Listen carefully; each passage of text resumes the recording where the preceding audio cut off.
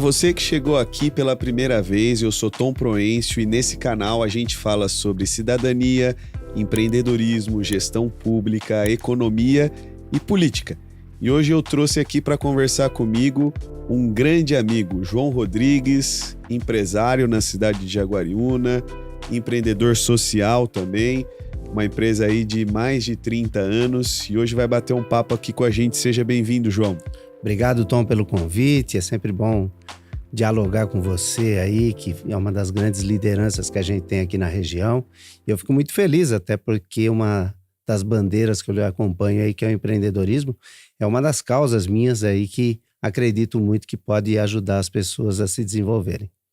Eu fico muito feliz de ter você aqui também e de conversarmos sobre essa pauta, porque você, como outras pessoas que passaram pela minha trajetória, desde lá da universidade, são pessoas que me fizeram apaixonar-se por essa causa do empreendedorismo e defender isso com muito afinco no poder público. Mas eu queria que as pessoas conhecessem hoje aqui o João, que está por trás da empresa de mais de 30 anos lá de tecnologia, talvez o Joãozinho, que às vezes o pessoal comenta, né? Que a família conhece. Como é que começou a tua trajetória de vida, João? Como é que você começou lá na nossa belíssima Jaguariúna até chegar no empresário bem-sucedido que é hoje, aposentou-se aos 40 anos? Conta um pouquinho da tua história aqui, acho que vai inspirar muitos jovens aqui da nossa região. Bom, tudo começa pela família, né? Eu sou de uma família de 8 irmãos e desde cedo minha mãe trabalhava como no tanque, né? Lavando roupa. Meu pai era maquinista, trabalhava na Mogiana, depois a FEPASA, né? E tinha que cuidar de 8 crianças, né? Então logo desde cedo minha mãe sempre ensinou alguns valores muito importantes e que por sinal carrego até hoje: seriedade e honestidade. E nesse tempo aí a gente já aprendeu desde cedo a trabalhar. Então desde os 9 anos eu comecei a trabalhar como verdureiro ambulante, lá com uma família de Amparo, né, que é os Marchiori, que vendia verduras tal na cidade, e eu que fazia a venda para ele lá na caminhonetinha dele lá. Depois fui trabalhar no escritório na antiga fazenda de Aras Castelo, hoje é Aras Maripá, muito conhecida lá na cidade de Jaguariúna. E depois fui trilhar o caminho de escritórios contábeis. Trabalhei por 12 anos no escritório Pedro Pina, e aí comecei a conhecer um pouco da gestão, das finanças, da administração e da importância. E trabalhei nessa época aí, não tinha computador, né? Sim. Então eu tive que...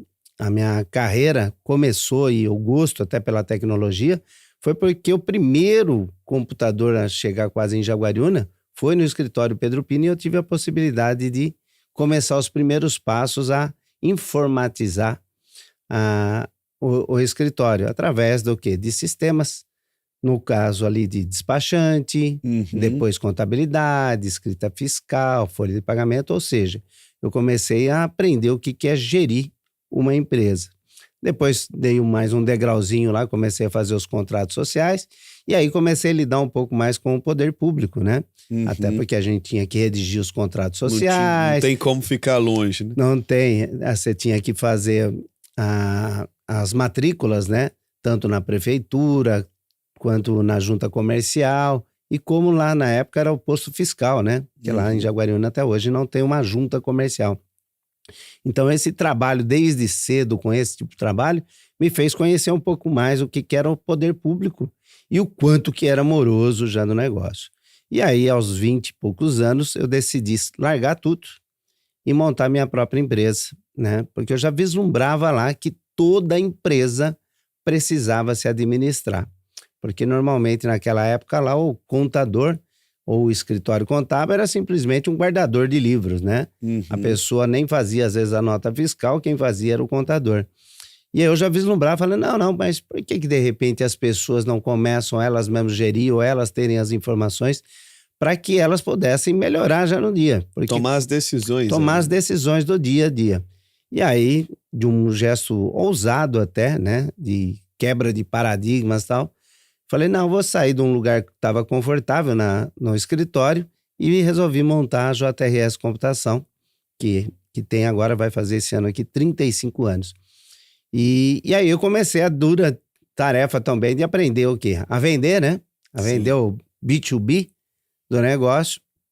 Mas tive a felicidade de conhecer grandes pessoas nessa trajetória e aí fui construindo essa questão da administração e levando, né? Porque era difícil a pessoa falar, poxa, vai comprar um computador, o que é isso? Sim. Peraí, não, mas eu agora que vou ter que fazer o serviço, não é mais o escritório? Não. E aí, mas o que eu vou ter de informações? Então, esse trabalho de educador, a gente chamava muito de evangelizador, né? Na informática, eu passei por isso e por isso muita gente até me reconhece alguma coisa como alguém que ajudou a prosperar a cidade. Pra você ter uma ideia, eu fui o primeiro banda larga no município de Jaguariúna, que antigamente chamava Speed. Speed. Eu fui a primeira banda larga, né?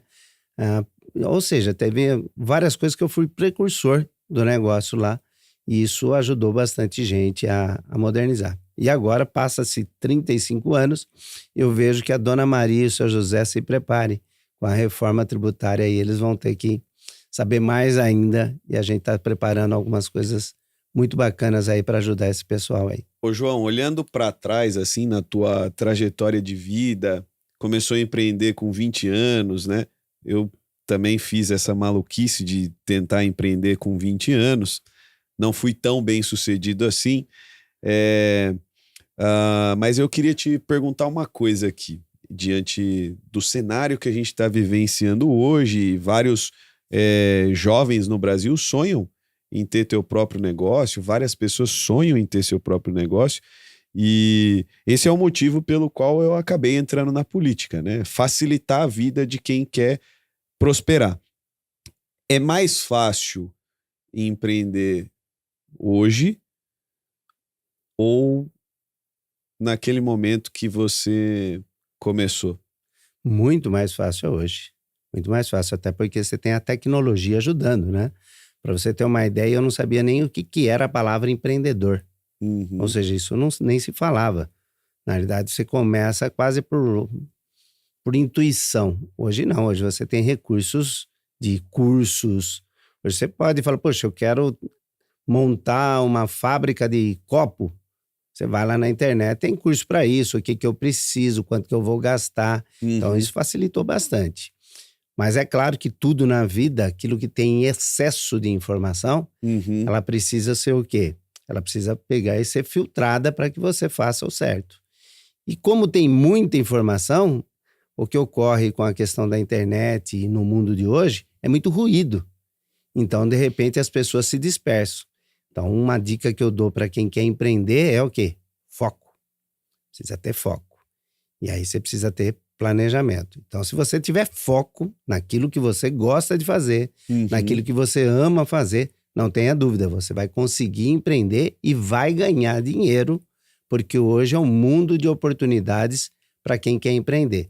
Tanto é que hoje o número de empreendedores no Brasil e no mundo, né, tem aumentado significativamente justamente por causa disso, porque é muito mais fácil empreender e falar, poxa, eu não quero mais eu quero deixar de ser um funcionário CLT e virar um empreendedor, né, um PJ. Ou seja, é fácil. Inclusive tem até o MEI, né? Sim. Você vê que são coisas que não tinham. Então é muito mais fácil, é muito mais rápido. Hoje a tecnologia permite você fazer um monte de coisa, inclusive a principal coisa que o empreendedor deve aprender a fazer, vender. Sim. E por que na sua opinião, na sua vivência enquanto empresário, uma empresa que tem mais de 30 funcionários lá, por que o Brasil ainda é um país tão pobre e por que as empresas fecham tão rápido no nosso país? Você foi presidente da associação comercial, teve a oportunidade de vivenciar ali experiências, não só as tuas, mas de outras pessoas também. O que acontece no nosso país que, diferente dos outros países de primeiro mundo, as coisas não avançam aqui? O que trava aqui? Então, primeiro que nós temos político, né? nada contra o político, mas na realidade o que acontece? O político e o próprio poder público trava muita coisa, né? Certo. Eu, como tive a oportunidade de ser presidente da associação comercial, tive um estreitamento com a relação com o poder público. No poder público tem um ego exacerbado em diversos setores, né? Desde o secretário, o diretor, o próprio funcionário público. E isso atrapalha bastante. Aliás, muita gente que vem aqui, só até acrescentado o que você está falando, muita gente que está vindo aqui conversar tem dito para mim que a principal virtude que as pessoas deveriam olhar em um gestor público, em um homem público, nesse momento que a gente está vivendo, é a humildade, porque o ego e o narcisismo tá exacerbado na administração pública. Esse é um grande problema. Outra questão é a facilidade. Então, tem muita coisa que pode ser facilitado, né? Hoje a gente tem assinatura digital, hoje dá para você abrir uma empresa muito rapidamente, hoje nem tudo depende do funcionário público municipal, por cada tecnologia você mesmo pode se resolver, mas às vezes o próprio poder público cria-se ou não se cria leis que te facilitem ser mais rápido o negócio. Eu acabei de voltar de uma viagem para o Japão e lá fica claramente uma divisão enorme do nosso brasileiro, né? Aqui a gente encontra lixo na rua, pessoas vendo as lixeiras, as pessoas se atrasando nos compromissos, ou seja, são coisas lá que é inadmissível, ou seja, a cultura. E aí fui atrás, né, para saber o porquê que no Japão as pessoas param no sinal de trânsito, as pessoas dão 2 metros, 3 metros de distância entre os carros. Por que as pessoas fazem isso? E aí a gente sempre aqui ouviu, né? Não, a educação transforma, precisamos da educação. E às vezes na minha cabeça eu falo, poxa, mas a gente já tem faculdade, a gente tem muitas faculdades, por sinal, e a gente não está vendo essa transformação nas pessoas. A gente tem bons colégios, muitos colégios particulares de excelente nível. Por que a gente não está vendo? E aí eu fui entender lá que eles têm um outro pilar muito forte, que é a responsabilidade coletiva. E o que a gente pouco fala, né? Eu particularmente, nesses meus quase 60 anos de idade, essa palavra, esse termo, eu nunca ouvi muito. Sim. E lá é nítido, além de você ouvir, você vivencia isso. E isso faz uma diferença brutal. Ou seja, lá o público, por ser público, peraí. Tem mais seriedade. Tem mais seriedade. Esse daí eu não posso estragar de jeito nenhum, porque não é só para mim, é para todos, é para o coletivo. Aqui, quando você fala em público, desde a pracinha, desde o lixo na rua, o cara fala, não, esse é problema do prefeito, é problema da prefeitura, é problema de outros. Sim. Eu já pago, ou seja, não tem essa responsabilidade coletiva.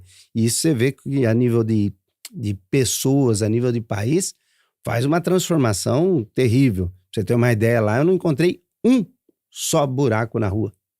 Um buraco que eu andei no país todo lá, um só buraco na rua. E eles falam, mas como é que é isso? Existe um lugar que não tem buraco na rua? Um lugar que não tem buraco na rua.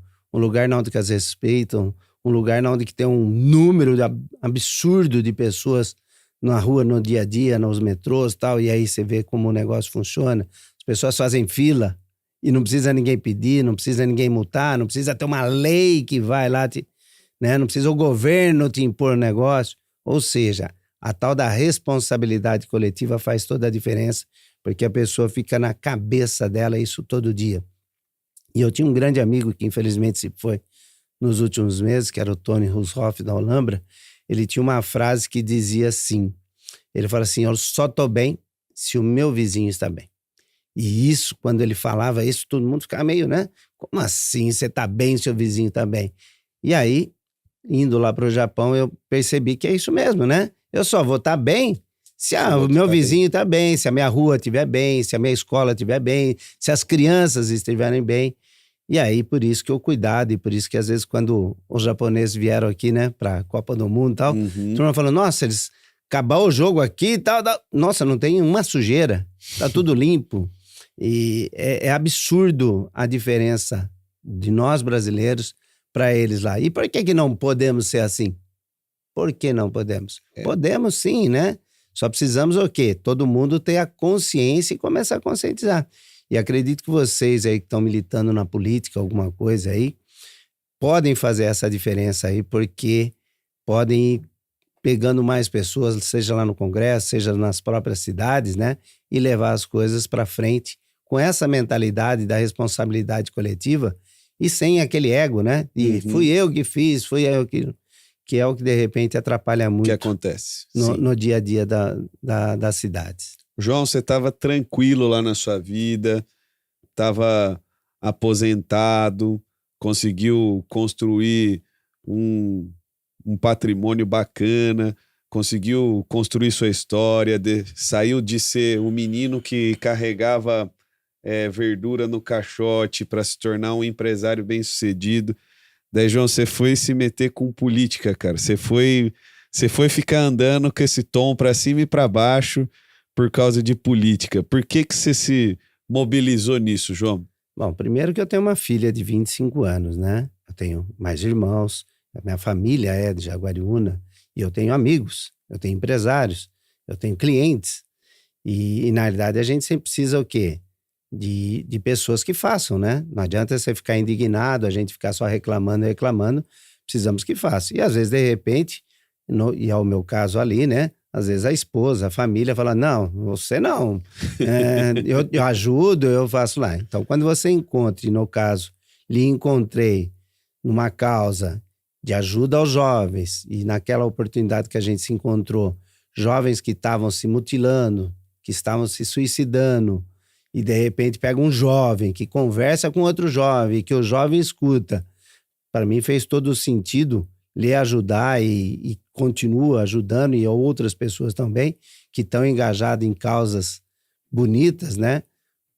Que de repente o poder público não está atendendo legal. Então isso faz todo o sentido. É claro que isso tem um preço, né? Sim. O preço do seu tempo, o preço de muitas pessoas não entenderem porque hoje, quando você começa a aparecer e começa a fazer alguma coisa na sociedade, primeiro o quê? Vai ser político. Não, quer ser candidato. Sempre a pessoa imagina que tem um interesse por trás. E, na realidade, sempre dizia para as pessoas que Deus me abençoou em sair do nada, bem dizer, né? Na onde que uma mãe não tinha dinheiro para comprar um pão com mortadela, e hoje tenho alguns bens, e também tem uma equipe que está construindo os seus bens. Então, na verdade, é uma palavra que a gente usa muito no empreendedorismo, que se chama propósito de vida. E aí o meu propósito de vida era o quê? Em alguns anos, poder contribuir com a cidade, onde que montei a minha empresa e que me proporcionou ter as coisas que eu tenho, e também as pessoas, né? Por isso até me aventurei a ser presidente da Associação Comercial, e por sinal tive, numa época meio difícil, complicada para a humanidade, que passamos foi a pandemia. Por isso juntos. Pela pandemia. Então tinha que ter muito diálogo com o poder público, né? Quando a maioria não tinha.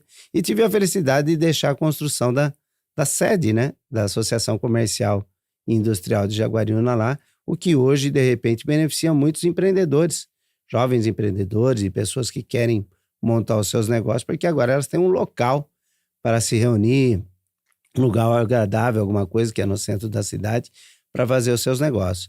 Então é propósito, né? E eu sempre digo que essa questão de propósito, quando você pode fazer o bem, né? E até criei um projeto que virou uma empresa chamada Marketing do Bem, justamente ela tem uma frase, né? Que fazer o bem gera excelentes resultados. E esse fazer o bem, esse ajudar a pessoa e ver as outras pessoas melhores do que estavam, tem me trazido retornos significativos na minha vida. Seja financeiro, seja pessoal. Eu vou dormir com a consciência tranquila. E eu vejo o orgulho da minha filha ou da minha esposa nessas ações que a gente já fez. E aí, é claro, né? Para quem não tinha nada, para quem de repente precisava de um caderno, de um lápis lá atrás, e hoje de repente pode ajudar várias pessoas, não só financeiramente, mas principalmente com conselho, com indicações, com orientações. E hoje eu tenho a felicidade de já ver várias dessas pessoas que orientei bem de vida. Ou seja, pessoas que já viraram empreendedores. Inclusive, às vezes eu até comento que por estimular tanto o empreendedorismo, às vezes eu até tive que dar uma voltada lá na empresa lá, justamente porque várias dessas pessoas que estavam trabalhando na minha empresa viraram empreendedores hoje. É verdade. Então, você vê, nossa, mas e aí? Então, mas a pessoa está indo para o melhor, está fazendo um negócio bacana, está melhorando, está tendo a sua própria família, onde os seus filhos podem estudar, onde você pode viajar, onde você pode construir a sua casa, o seu terreno, ou seja, as pessoas podem realizar os seus sonhos. Isso daí, eu costumo dizer lá para minha equipe lá, que é a verdadeira luta minha lá hoje, ou seja, porque eu já atingi um certo sucesso, mas hoje o grande propósito meu é fazer as outras pessoas atingirem o mesmo sucesso que eu atingi. Ô, João, e assim, a gente vê que muitas vezes o empresariado brasileiro, que é quem produz e quem deveria ser valorizado nesse país de fato, né? As pessoas têm mania de achar que quem gera emprego é político, é a política, é governo, e não é. Sem empresário não tem trabalho, não tem emprego. E eu vejo que muitas vezes eu converso com alguns empresários e existe um certo medo, uma certa repulsa de participar mais ativamente da política. E não estou falando nem como candidato, estou falando de participar ali da organização de propostas, de projetos políticos, apoiar pessoas, apoiar ideias, participar de um partido político. Você acha que os empresários brasileiros deveriam participar mais disso? Sim, estimulo, inclusive nas minhas redes sociais tenho divulgado bastante para que as pessoas saiam da arquibancada e vão para o campo, né? Uhum. Poxa, mas a gente tá vendo lá o STF, tá vendo lá o Congresso, tá vendo as próprias cidades, né? Sim, eu costumo dizer que aquilo que acontece em Brasília acontece nas cidades de cada um. Se você começar a frequentar a sua Câmara, se você começar a ver um pouquinho do histórico que está acontecendo ali na sua prefeitura, você vai falar, rapaz, vai acontece assustar. Igual acontece em Brasília, né? Mas tem um fato que é muito relevante, né? É que não tem lugar vazio no mundo. Você precisa ser ocupado. Então, se você que é bom, se você que tem índole, se você que tem propósito não ocupar, isso vai ser ocupado pelas pessoas ruins. Então, você que é empresário, você que de repente aí tá, mas eu não vou participar por causa disso, daquilo. Saiba que na cidade onde você mora, se as pessoas ruins ocuparem esse espaço, vai chegar uma hora no ser. Vai prejudicar sua família, vai prejudicar o seu negócio. E talvez é um negócio que você construiu com tanto suor e com tanto tempo, daqui a pouco, em uma canetada, simplesmente eles destroem. E isso a gente pode ver bem na pandemia, né? Sim. Na onde que ninguém imaginou que uma canetada de um político fizesse você trancafiado na sua casa e não poder ver a sua avó, o seu pai que estava em outra casa, você não pôde ir na outra cidade. Foi uma canetada de um político. Sim. Ah, mas teve a questão da saúde, sim, claro, do cuidado. Mas você viu que um monte de coisa que ocorreu foi porque um político estava brigando com outro. Sim. Ou seja... Cometendo excessos. Ou seja, a gente poderia sair da pandemia com muito menos mortes. Não tenho dúvida disso daí, o que estava ali menos com muito menos pessoas quebradas financeiramente. Né? Até porque a ajuda financeira naquele momento demorou para vir do poder público, né? Porque eles estavam discutindo entre eles, brigando politicamente, né? Porque o ano... Era um ano eleitoral. Era um ano eleitoral, então muita gente fazia live a cada segundo lá, você fala, rapaz, as pessoas estão querendo saber como é que está o seu familiar no hospital, como é que elas vão se virar, tal. E na realidade o político estava só preocupado com a promoção pessoal dele, os likes. Com os likes dele. Então isso é triste, né? De ver um outro ser humano não se preocupar, não ter uma empatia, ou não se preocupar com vidas humanas que foram ceifadas naquele momento. Então é terrível. Por isso, de novo, né? O convite, participe. E muita gente pensa que quando você vai participar no mundo da política, você tem que ser candidato, você tem... Calma, né? Eu fui... Uma coisa de cada vez, né? Eu, por sinal, nunca fui candidato, mas na última eleição fui o contador, fui o financeiro, fui o marqueteiro, fui o vendedor, fui o organizador, até porque... Que precisava. Porque precisava e era o meu dom, né?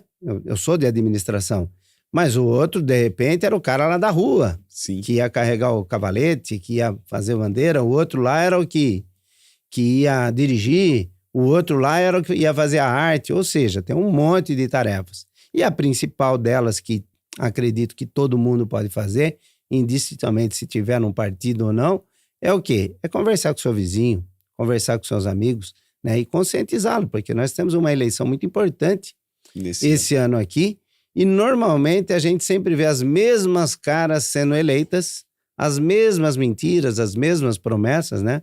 A gente tem aquele que prometeu picanha, que disse que todo mundo ia andar de avião e que de repente hoje ele está pedindo para você andar a pé porque a gasolina... Que não tem gasolina. Que não tem gasolina, né? Ou seja, e é o mesmo que está aí, né? Há muitos anos. E nas cidades é a mesma coisa. Sim. Chega na hora agora, a turma, em vez de olhar o histórico do que ela fez ou o que não fez, infelizmente não faz. E isso ocorre muito por quê? Porque as pessoas mais esclarecidas ou que têm mais informação se ausentam não da sua conversam sobre política. Então, converse sobre política, oriente as pessoas. Ah, mas eu vou falar, ele está vendo na TV. Hoje é muita informação e as pessoas não sabem o que está acontecendo. Por isso que esses políticos mais tradicionais, ou mais antigos, eles sabem disso. Então, normalmente, ele vai lá, pede o voto, dá um beijinho, um abraço e tal, e normalmente ilude aquela pessoa. Paga cervejinho, churrasquinho, e ilude mesmo, é isso mesmo. Ilude, porque eles são especialistas em nessa fazer arte. isso. É verdade. E normalmente você que está mais próximo daquela pessoa, ao invés de, e é mais amigo, ao invés de orientar e falar com ela e conversar sobre política, né? Não precisa ser politicagem, nós estamos falando de política. Política é um bate-papo, né, das pessoas, o que você gosta, o que não está bom, o que está ruim, vamos nos organizar aqui, porque assim é que eu acredito que evolui as cidades onde que a gente mora e aí, consequentemente, o estado e o país. João, você passou um tempo na tua empresa, aliás, afastado um pouco da empresa, né? E recentemente, a gente sempre está junto conversando, eu sei que você voltou para a empresa por causa desse novo momento que a gente está vivendo, que é a questão da inteligência artificial. João, como é que você, como empresário, como alguém que contrata pessoas, como alguém que investe nessa área, está enxergando a inteligência artificial nesse novo mundo dos negócios e no mercado de trabalho?